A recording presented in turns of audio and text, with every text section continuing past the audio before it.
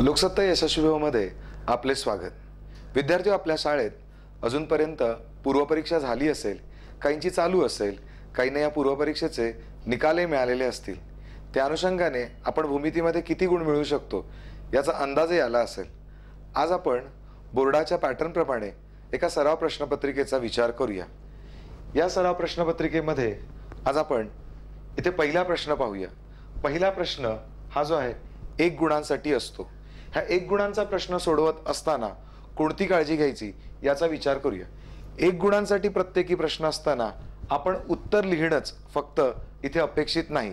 म्हणजेच जर पहिला प्रश्न आपण घेतला याच्यामध्ये पायाचे गुणोत्तर दिलेले आहे आणि क्षेत्रफळाचे गुणोत्तर विचारलेले आहे। मग विद्यार्थी पायाच्या गुणोत्तरावरून फक्त उत्तर लिहितात, पण इथे गणिती विधान पण आवश्यक आहे।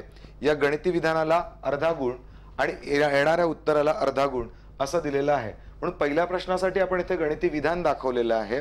मग पुढे आणखीन एक पायरी अपेक्षित आहे। त्याचबरोबर काही उदाहरण सोडवत असताना आकृती अपेक्षित आहे। जसं इथे या कोणाचा अंतिम भुजा जी आहे ती y अक्षाच्या ऋण बाजूवर आहे।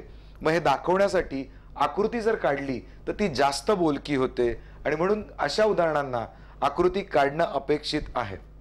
त्याचबरोबर काही उदाहरणांमध्ये दिलेली माहिती गणिती रूपात किंवा संज्ञा रूपाने लिहिली कधी जास्त कळते। उदाहरणार्थ इथे पृष्ठांची संख्या 8 आहे, मग ती f बरोबर 8 आणि v बरोबर 12 लिहिलं का त्याच्यानंतर ऑयलरचं सूत्र वापरून तुम्ही उत्तर मिळवायचं आहे।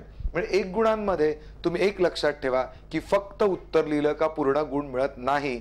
काही वेळेला इथे अशा विधानांची किंवा आणखीन पायऱ्यांची अपेक्षा असते आणि त्याप्रमाणे गुण विभागणी असते। विद्यार्थी, प्रश्न 2 मध्ये प्रत्येक उपप्रश्न हा 2 गुणांसाठी असतो।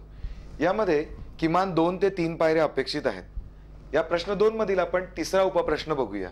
याच्यामध्ये अल्फाची किंमत ऋण दिलेली आहे, ऋण 45।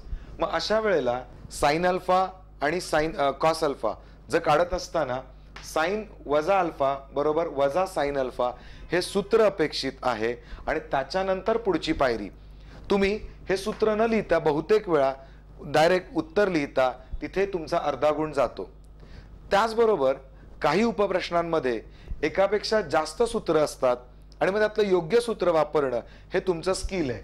उदाहरणार्थ चौथ्या उपप्रश्नामध्ये वर्तुळपाकळीचं क्षेत्रफळ काढायचं आहे। आता तुम्ही पाठ केलेल्यापैकी इथे 2 सूत्र आहेत, थीटाचे 360 गुणिले पाय आर वर्ग आणि 1/2 गुणिले कंसाची लांबी गुणिले त्रिज्या। मग यापैकी कोणतं सूत्र वापरायचं हे तुम्ही दिलेल्या माहितीवरनं ठरवायचंय। दिलेली माहिती ही कंसाची लांबी आणि त्रिज्या या स्वरूपात आहे, त्यामुळे या ठिकाणी हे सूत्र वापरणं हे असा सूत्रांचा गोंधळ जो आहे तो टाळण्यासाठी दिलेली कोणती माहिती आहे आणि उपलब्ध सूत्र यातील योग्य सूत्र त्या दिलेल्या माहितीनुसार निवडणं हे अपेक्षित आहे। 5व्या प्रश्नामध्ये इथे या आकृतीमध्ये कोन एबीसी चे माप काढायचे आहे आणि कंस एबीसी चे माप दिलेले आहे। या ठिकाणी जर तुम्ही आकृती काढलात तर ती जास्त बोलकी होते, कारण बहुतेक वेळा कंस एबीसी चं माप दिलेलं आहे, तुम्ही आंतरलिखित कोनाचे प्रमेय वापरून ते 100 चे निम्मे करून हे कोन एबीसी चं माप 50 काढता आणि इथे चुकतं। आकृती काढल्यानंतर लक्षात येतं की हा कंस या कोनाच्या पाठीमागे म्हणजे त्या कंसात तो कोन आंतरलिखित आहे, त्यामुळे त्याच्यावरून तुम्हाला एडीसीचं माप काढायचं आहे। मग अशा उदाहरणांमध्ये आकृती अपेक्षित आहे, कारण तुमचा हा डी जो हे अक्षर आहे हे तुम्ही स्वतंत्र घेतलेलं आहे आणि तुम्ही एबीसी आणि एडीसीतला संबंध दाखवणार आहात। म्हणून अशा प्रश्नांमध्ये आकृती फार बोलकी असते आणि मदत करते। त्यामुळे काही वेळेला जेव्हा उदाहरण सोडवाल त्याला आवर्जून आकृती काढा आणि ते उदाहरण स्वतः समजून घ्या, म्हणजे चुका होत नाहीत। यानंतर आपण प्रश्न 3 मध्ये प्रश्न 3 हा प्रत्येकी 3 गुणांसाठी आहे।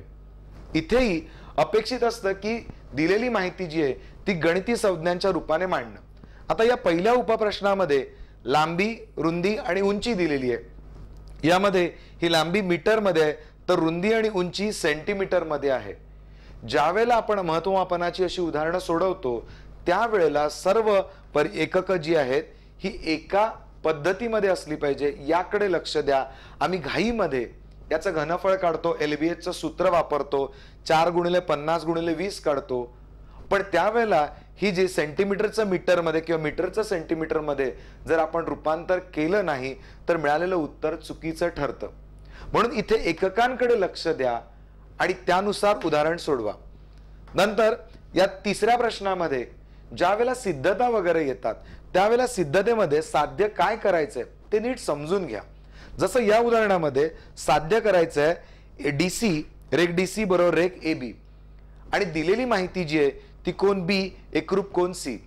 मग जे साध्य करायचंय त्याच्या अनुषंगाने आपण काय शिकलो आहोत ते पाहून घ्यायचं.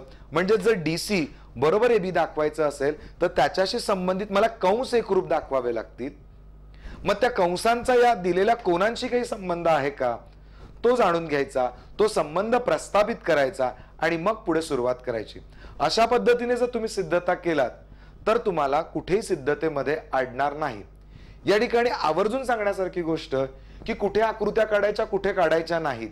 विद्यार्थी काही ठिकाणी रचना अपेक्षित असते आणि ज्या वेळेला तुम्ही उदाहरणामध्ये रचना करता, सिद्ध करण्यासाठी रचना करता, त्यावेळेला तिथे आकृती काढणं ही अपेक्षित असते.